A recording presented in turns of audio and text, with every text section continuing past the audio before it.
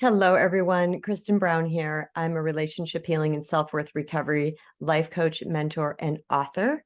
And today I want to talk to you guys about how can we stop attracting toxic partners. If you've been drawn to this video, chances are that you have a stream of toxic partners in the past, and you will understand why that has happened. Now, first, I want to tell you guys that I'm no stranger to this whatsoever. I spent decades in lopsided and painful relationships. Some of the partners were toxic in an aggressive way, and some were toxic in a passive way. But in case anybody who is new here and is trying to figure out whether or not you are in a toxic relationship, I want to give a brief explanation about what that is.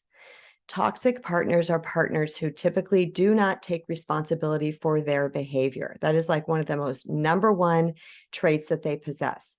Anytime that we call them out on something, they can either gaslight us, which means they're trying to convince us that what we see, hear, and felt is not true, that they're trying to tell us that that we cannot rely on our senses, and they try to somehow turn it around and make it about us. So they try to flop the blame, or they can do what I call satellite, which means they change subjects, or they kind of go off into the ethers and they try to confuse you and get you off topic. They can also be people who yell and scream. They can also be habitual cheaters. They can be addicts. There's a whole slew of things that turn out with a toxic partner. But the most important part is to know that it feels very, very difficult to be with them. And chances are that your nervous system is shot. Now, if this is you, then you are in the right place. And I'm going to deliver you some information that I really hope provides a really keen perception shift to what it's going to take for you to stop attracting toxic partners. Now, the most important thing to remember is that relationships are a mirrored reflection of our inner world. So what that means is we get treated in the outer world the way that we are treating ourselves on the inside. So the outer world, our relationships, is reflecting the way that we are treating ourselves. Now, I had to take some time and really think about this way back in the day when I went through this healing work, because I got the message that I was the common denominator in my relationships. But I took that to heart, because awareness is key, and what we are not aware of, we cannot heal. So there might be a side of your brain that's wanting to fight this information. I really invite you to not let that get a hold of you, because that is only your ego trying to keep you small and stuck. All right. The way we heal through life, the way we change our experiences, is by taking radical responsibility. And when I realized that I was the common denominator in all my relationships, I mean, how could I not be? I was the one that was there for all of them, right? Then I was like, well, how was it that I was being treated? Well, I was being treated disrespectfully, dishonorably, sometimes abusively. I was cheated on. I was not supported, and I was not protected. Oftentimes I had jokes made at my expense. I've been gaslighted, all of those things. Now, people think that those of us that attract this to us must be little weaklings, and we're just little little puppies and kittens that are just asking for this. Well, the truth is that I'm someone who is fairly strong, and I'm willing to speak up for myself, yet nothing was changing. So anytime a relationship ended for me, I truly thought, because I am kind, giving, loving, respectful, I'm all the things, and I take responsibility for my piece of the equation, I thought, well, it was just the luck of the draw, and I was just getting the bad pick. And if I kept drawing from the deck, that eventually I would pull a king. But that never happened. The same thing kept repeating. And it wasn't until I got the boulder in the head from the universe, the ultimate betrayal and the ultimate most fearful thing that could ever happen to me, that I explain in my book, The Recovering People Pleaser. Actually, I do explain it as well in my first book called From Doormat to Sweet Empowerment.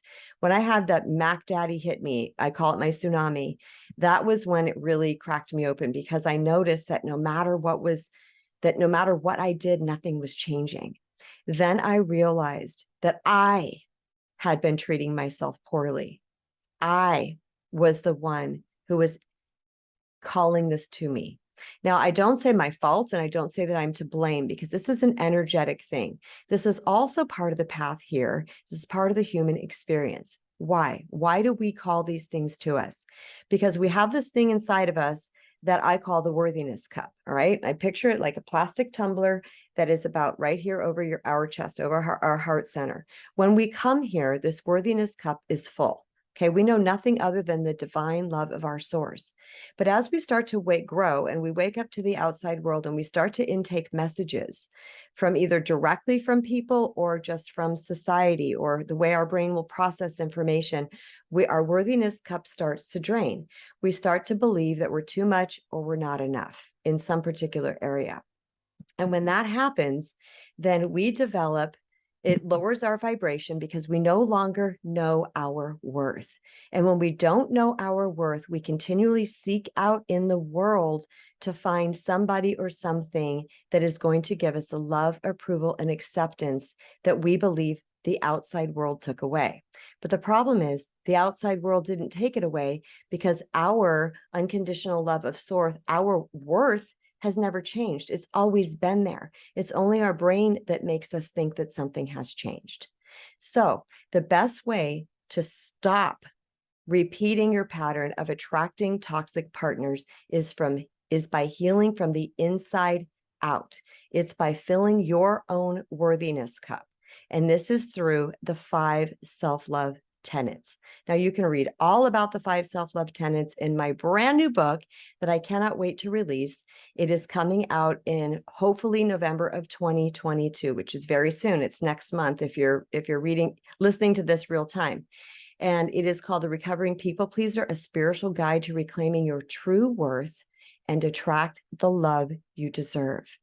You guys, you are not destined for crappy relationships. You are not destined to be treated poorly. You are a beautiful, gorgeous, unique child of God. You have everything it takes to have the most amazing relationship, but it starts with the relationship with yourself.